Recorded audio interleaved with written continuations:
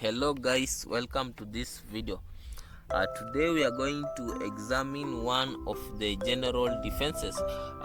In particular, we are going to examine the defense of self-defense. So self-defense, when if the prosecution has found me guilty of committing an offense, let's say assaulting someone else and causing grievous bodily harm. So if I prove that I caused this harm because the person was attacking me with the possibility of ending my life, then I can raise the defense of self-defense. I can say that I engaged in that criminal activity or that criminal behavior simply because I was defending myself from an impending harm or the risk of losing my limbs. So remember, no criminal liability attaches to an assault which is made in order to defend yourself from an assault. In other words, it is legal for me to use my own strength, and I am entitled to a just and vigorous defense, especially when my life is being threatened. Remember, there are some attacks whereby you cannot say you are waiting for the law, because the law will arrive when you are already dead. So in such circumstances, the law allows you to use your limbs to protect yourself. So remember, it must be reasonably necessary for you to use force to defend yourself. For example, when someone is going to strike you with a knife, or someone is really attacking you with a deadly weapon, it must be reasonably necessary to use force to protect yourself for this defense to be valid in a court of law. So self-defense can also be used after the first attack or assault if the defendant has a reasonable belief that such attack would continue. So this is in a case of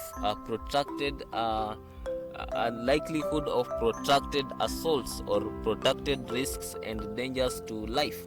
So the defense of self-defense is valid.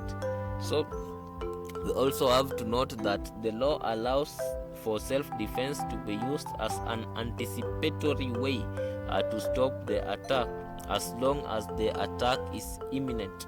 Remember that in order for self-defense to be valid, the force that you use to defend yourself should be proportional to the danger.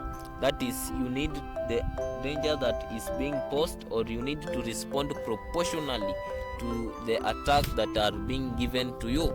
So you cannot respond brutally to a minor offense or a minor assault, such as someone pinching your face. That is really not, it would be utterly unreasonable for you to injure this person or to hit this person so hard, because the force that they are posing against you is very, very little.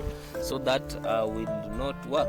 So the defendant can use considerable force if he or she reasonably believes that the force against him or her can cause death or grievous bodily harm.